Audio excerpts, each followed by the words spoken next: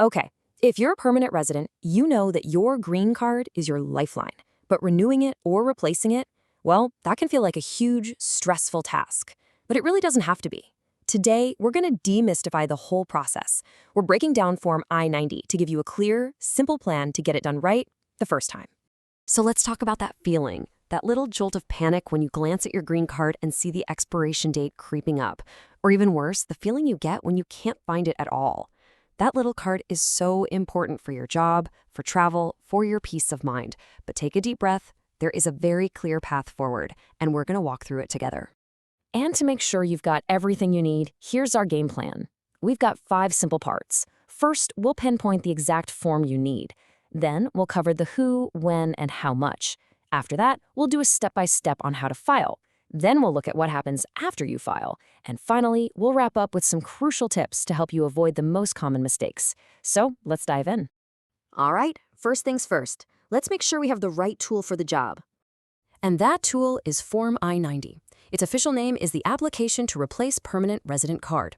This is the specific form from USCIS that you'll use if you have a 10-year green card and you need to either renew it because it's expiring or replace it for pretty much any other reason. But hold on, before we go any further, I need to give you a really big heads up. This is super important.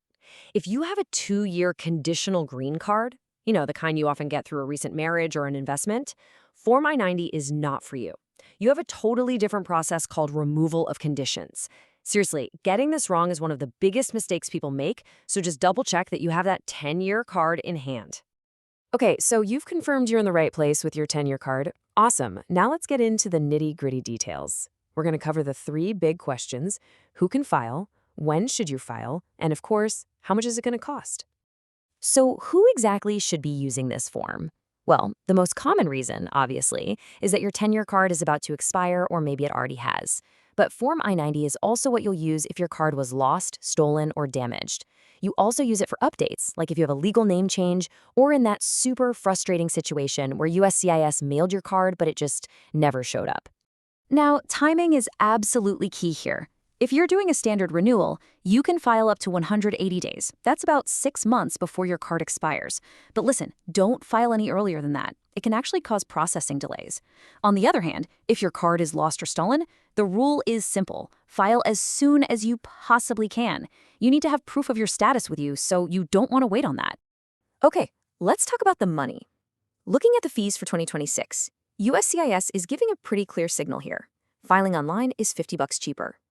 The good news is, whether you pay the $415 online or the $465 for a paper filing, the biometrics fee is already included, so you don't have to worry about any hidden charges.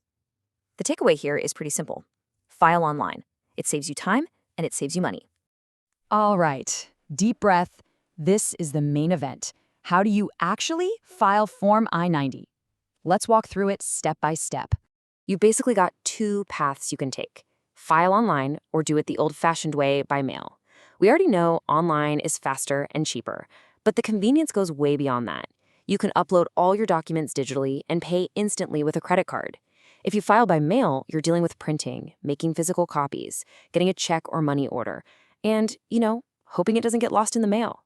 For most people, filing online is a total no-brainer. Now, a little bit of prep work here will save you a massive headache later. Before you even start the application, get your documents together. No matter what, you will always need a copy of your green card. Make sure you get the front and the back, and another government-issued photo ID, like your driver's license. Then you'll need any extra documents for your specific case, like a marriage certificate for a name change or a police report if your card was stolen. Having this stuff ready makes the whole process go so much smoother. Okay, you did it. You gathered everything, you filled out the form, and you hit that submit button. Phew.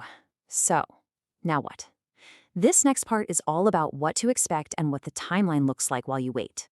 All right, now listen closely, because this next part is an absolute game changer.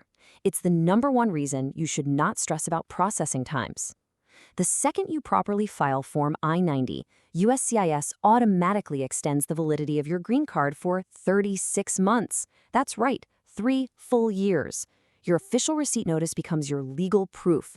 It allows you to keep working and traveling without any problems at all. This is huge. So the whole journey after you file follows a pretty clear 4-step path. First, you'll get that super important receipt notice in the mail. Next, you'll probably be scheduled for a biometrics appointment where they take your fingerprints and photo. After that, your case just goes into the review queue. And finally, the best step of all, your brand new 10-year green card arrives in the mail. So, how long does all of this actually take? Well, just remember, your status is already extended for 3 years, so this is just about getting the physical card. You should get your receipt notice within about a month and the biometrics notice a little after that. But for the final decision and that new card in your hand, you're going to have to be patient. In 2026, we're seeing that take anywhere from about 8 to 14 months. And I really want to hammer this point home, just so we're crystal clear. That receipt notice is officially called Form I-797, and your old expired green card become a power couple. Think of them as a team. You carry them together, and they are the official legal proof you need for everything, for your job, for travel, for anything, until that new card arrives. All right, we are in the home stretch now. To wrap everything up, let's go over some final tips and, more importantly, the common mistakes people make so you can make sure your process is as smooth as possible. So what trips people up the most? When you look at the top reasons for delays, the crazy thing is how avoidable they all are. The number one mistake, believe it or not, is filing too early before that 6-month window. Right behind that are just simple administrative errors like forgetting a document or sending in the wrong fee. These are exactly the kinds of problems you can completely sidestep with just a little bit of preparation.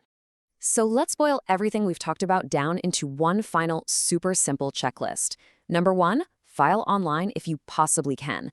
2, set a reminder on your phone for that 6-month mark before your card expires. 3, keep copies, digital and paper, of every single thing you submit. 4, right before you pay, go to the official USCIS website and double-check the current fee. And finally, once it's filed, use their online tool to track your case status. And that's it. We've covered the what, the who, the when, the how, and the what-ifs of Form I-90. With this roadmap, you have everything you need to tackle the green card renewal process, not with anxiety, but with total confidence. So the only question left is, are you ready to take that next step? You've got this.